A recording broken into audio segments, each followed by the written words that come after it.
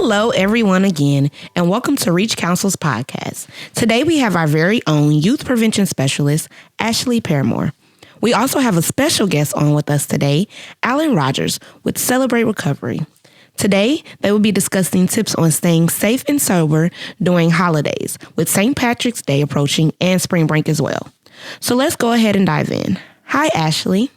Thank you, Crystal. Before we get started with our conversation, I'm going to give Alan just a minute to talk about the Celebrate Recovery program and his role there. Hey, Ashley. It's good to be here with you. Let me just kind of break down Celebrate Recovery. We've been doing Celebrate Recovery at the Avenue for about the last 9 years. We meet on Monday nights from 7 o'clock to 9 o'clock. Literally Monday nights, our recovery programs for all ages. We service literally from birth all the way through senior adults. There's a program for everyone. On the adult side, we typically, we reach people 18 years and above. And we start out with a large group meeting, which is co-ed, and we start out with worship music, and then we'll either have a lesson or a testimony from one of our folks that is having success in their recovery.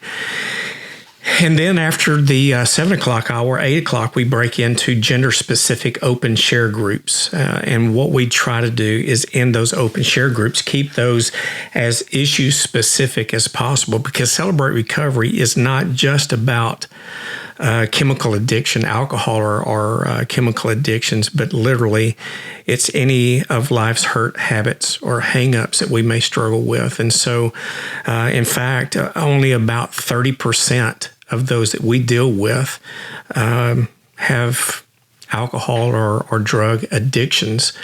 Now, I will say this, our program at Waxahachie, we run about 250 adults and then about 100 children and about 35 students. We're probably the third largest in the U.S. Wow. And but the open share groups, we try to keep them issue specific, and it just gives us an opportunity to share what's on our heart and bring out and get support from one another.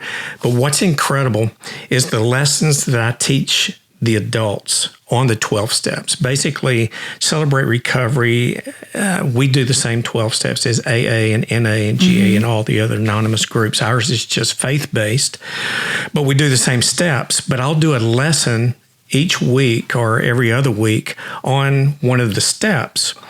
But what is so cool about our program is the children, grades 1 through 5, and then students grades 7 through 12, they're learning the same lessons.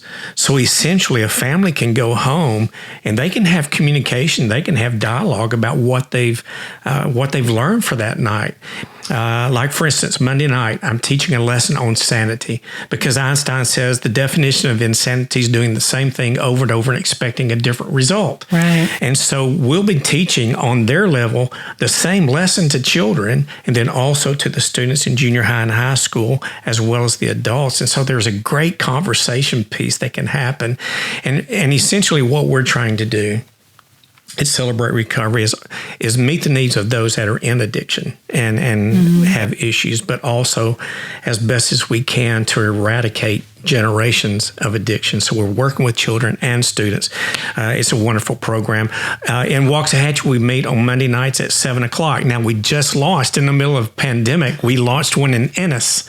And so we have another campus. The Avenue has another campus in Ennis. And we meet on Thursday nights at that campus. In fact, it's going to be tonight. And we'll meet at 6:30.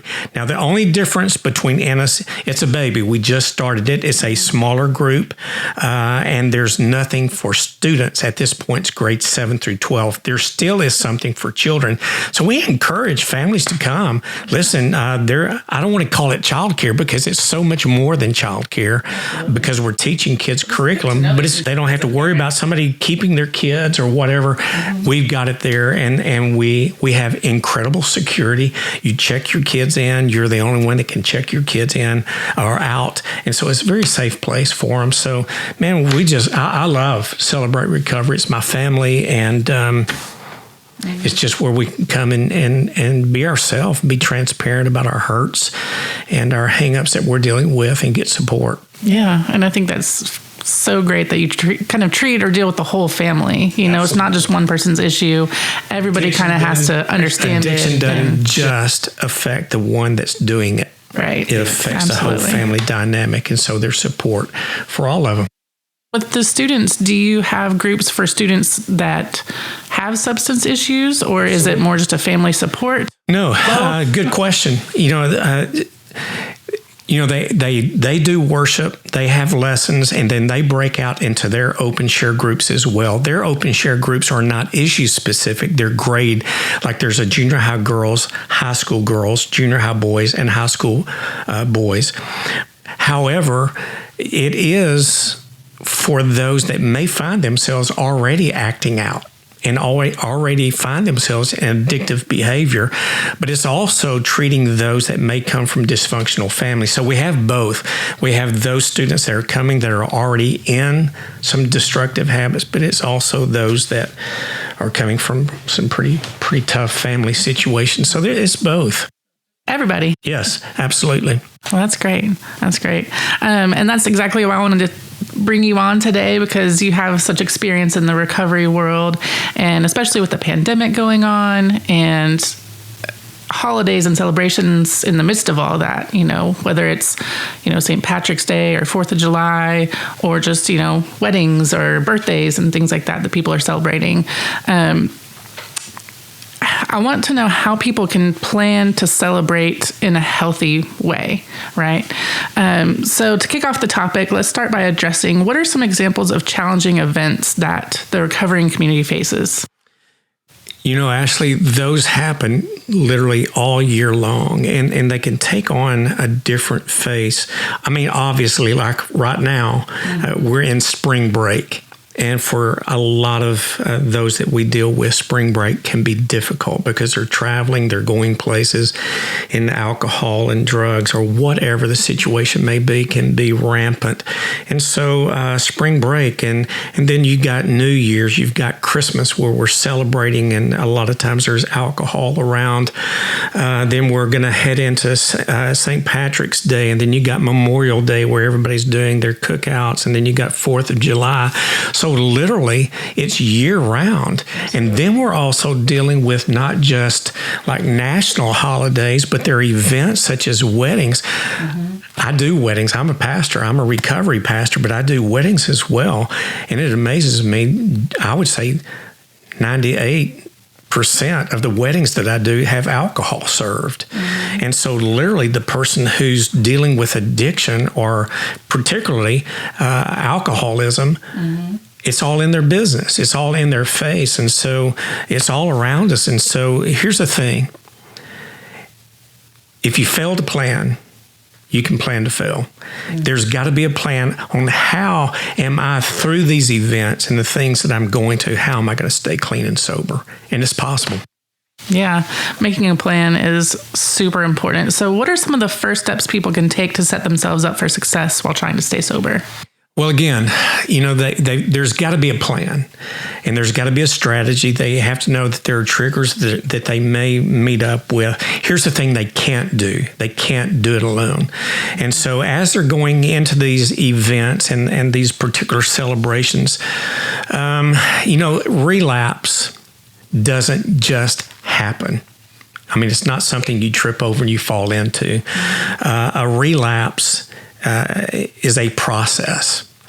And so what it typically does, it starts with a thought. So if you're going to an event, a celebration, usually there's going to be a craving, or you see it, there's going to be a craving, you're going to want to drink or whatever. And so you have that thought, man, I'd sure like to have a drink.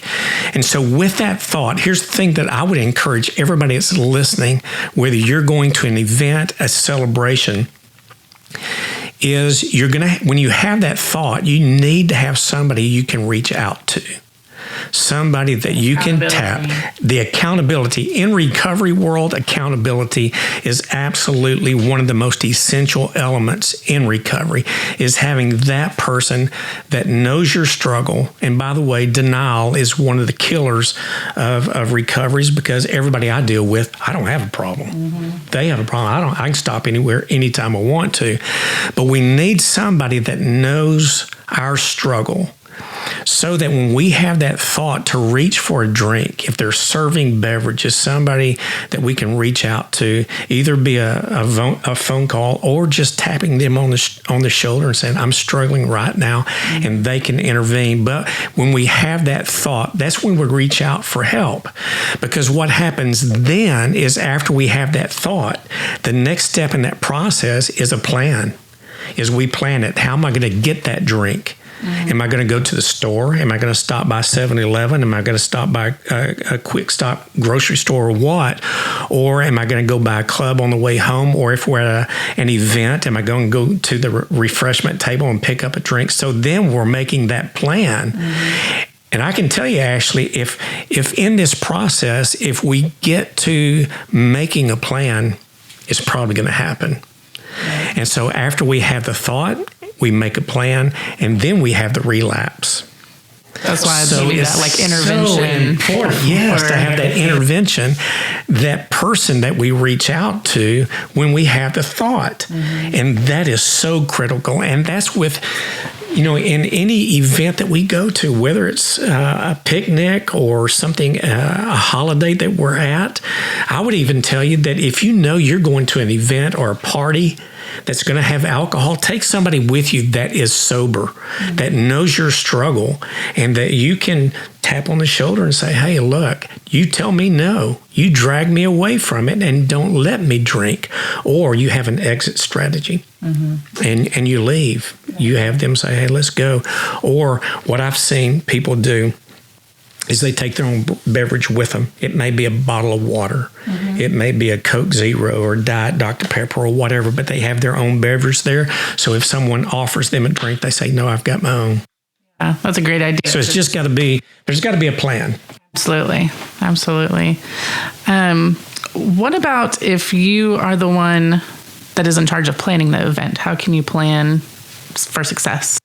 Okay. Well, obviously, if you're struggling and you're trying to stay sober, people, places, and events are critical. So if I'm telling somebody, if you're planning an event and you're struggling with sobriety and alcoholism, just don't do it. My dad just said, if you have questions, don't do it. It's a good rule to follow. But if you're planning an event, think about the people that you're inviting. Mm-hmm. If, for instance, I'll give you an illustration that I was involved in. I did a wedding for a person who is a recovering alcoholic. Her world is filled with other alcoholics or recovering alcoholics. Right. Now, I felt right at home. It was awesome. Those are my people, and I love them. Mm-hmm. So the majority of the people that were at this wedding were recovering alcoholics. Mm-hmm. So she comes to me and said, should I serve alcohol at my wedding? And I said, out of respect, I don't think I would. So I think in planning an event, I would take in consideration of those that are going to be participating in it. Those are going to be in attendance. If they struggle with alcoholism or with some kind of drug addiction, I would be very respectful. And I would consider that maybe something I wouldn't do, perhaps. Or if I did, again, I would implement the plan of having my own beverage and offering other people an optional beverage that will protect them. But I think, we just want to be considerate of those around us. Absolutely. And also, going back to that accountability factor, if the people you're inviting to the party do want to drink and party and may tempt somebody into it, versus, yes. family members or people that know your struggle and would be respectful of you as the host and help you maintain that sobriety as well. Absolutely. So, one of the things I'll just kind of insert here, Ashley, is the studies show that cravings triggers for relapse typically last anywhere from 15 to 30 minutes. Mm. And if we can distract ourselves for 15 to 30 minutes, we have a good chance of success in overcoming the craving or the relapse. And so, for instance, if you're at a party, if you're at an event, if you go to St. Patrick's Day party, listen, get somebody to just take a walk. Take a walk for 15 minutes. Right. Go play a game. Go play a game for 15 minutes. Go listen to music for 15 minutes or 30 minutes. And the chances are that when those 15 to 30 minutes pass, the craving will also be gone. That's a really good tip. So we kind of covered, if it's not an event, just an occasion like weddings and things like that, and planning sober activities that you can do, whether you go, take a picnic somewhere, you go to miniature golf, things like that, that are fun, but you can stay sober. Absolutely. Starting a family tradition and showing kids that you can have fun sober, bringing that family aspect into Absolutely. It, that you can have spring break, you can have St. Patrick's Day, you can have all the fun things, but you don't have to drink to have fun. Or other things. Absolutely. Enjoy it. Have fun. Absolutely. Man, my kids and my grandkids, oh my gosh, we have fun. There's no alcohol involved. Mm-hmm. We laugh and we have fun and just enjoy sobriety. Mm-hmm. And I think we minimize that sometimes, the fun we can have without it. Absolutely. And it may be that if somebody can go to a party without drinking, it may be a party for the first time that they remember. Yeah, you remember all the fun memories. Yes, you do remember, and you do have those memories. Otherwise, you just don't remember. Mm-hmm. Yeah, and you may think you have fun in the middle of it, but afterwards, I want to remember the good times. Absolutely. There are so many of them. Absolutely. And like with St. Patrick's Day, for example, coming up, you could start a family tradition. You could cook an Irish meal. You could play some Irish music. You could do some Irish crafts, learn an Irish dance. There's so many fun Absolutely. Things that you could do. Now, I'm an ex-runner. I used to be a competitive runner, and I know it's St. Patrick's Day. There's always 5K runs, 5K walks, half marathons. Do that. Celebrate again. Do something healthy. Do something healthy for yourself. Absolutely. And then go crash on carbs. Definitely. Something interesting I found too while I was looking into this topic was the idea of like sober vacations and sober, spring break things, because spring break is a good time for vacations and people want to go to the beach or do things like that. Have you ever heard of, there are actual companies that specialize in these 12-step retreats or sober vacations? Absolutely. It just sounds fascinating. And they have some pretty cool African safaris, trips to Turks and Caicos, and all these fun places. Absolutely. I think one of them is SVI, Sober Vacations International, and I think there's another one, Travel Sober. And actually, they can make the plans for you and arrange it, and there's not the in-your-face temptations to relapse. Mm-hmm. Like everyone there kind of has the same goal, and going back to that accountability, absolutely. Right? And you know as well as I do. Listen, I've been on vacations, and if you go to the Caribbean or to a beach, they're all inclusive places that you go to that alcohol is served like water. Mm-hmm. And if there's free alcohol, the temptation is going to be there. That island rum, all those kind of things. So, just choose healthy alternatives and options. They're out there. In fact, there's 12 steps retreats that you can go to, marriage retreats that you can go to. So there's so many different options that are healthy. But again, we get back to they're fun. Yeah. It's just we can, enjoy those without having to wonder, having those blackout moments of not remembering. You can remember your trips to Turks and Caicos. Absolutely. So do you have any topics or any comments, anything we haven't covered that you kind of want? You've done a great job of giving our listeners some tips and tricks on staying sober and making healthy decisions. No, actually, I just think that the key in sobriety is most of the time there's a word called pride that's huge, that stands in the way, is we don't want to admit our weakness. We don't want to admit our struggle, and so we hide it. But if we can call it out and say, I do struggle with alcohol, I do struggle with drug addiction or prescription drugs or whatever, and we call it out, then we stand a better chance of staying sober and staying clean. So the thing is, and that's the beauty of what I do, is we don't condemn people for where they are. We love people right where they are, in the midst of their struggle, in the midst. In fact, I've got a pretty good bruise here from a guy that, was drunk, but we love those people. But we love them too much to let them stay in that state. And so what we want to do is help them to live a life of sobriety. And but we can't do that. In fact, our very first lesson in recovery that we teach at Celebrate Recovery is a lesson on denial. And as long as we are in denial, we'll never step into recovery. So we just have to step out of denial, be real and transparent with others, have that person that we can be real with. Absolutely. And it goes back to so many of us, whether it's, addiction or other things, we think we're alone in these struggles. And once you get to that point, like you said, where you admit it and you kind of it's free. Admit it. It's freeing, but also you find a community you probably didn't even know was out there in that accountability aspect. Tons of people, I'm sure, who have been where you are, who are going through the same thing, and that can help you and support you through your journey instead of being alone. Absolutely. And that's what drives us deeper into some of our dysfunction, is we do think we're the only ones that struggle with it. Nobody's like me. Nobody knows how I feel. And so that drives us into isolation. And isolation drives us deep into despair, anxiety, and depression, which causes us to reach out to coping mechanisms. And so once we have people in a support system, it makes it so much easier to stay clean. Now, the only person that can help us in recovery is ourself, and we've got to want to fight for it. So I'm going to encourage those that hear this, fight for it. Don't give in. Fight for it. Fight for your life, and you can do it. That's an awesome way to wrap it up. Thank you so much for being here today.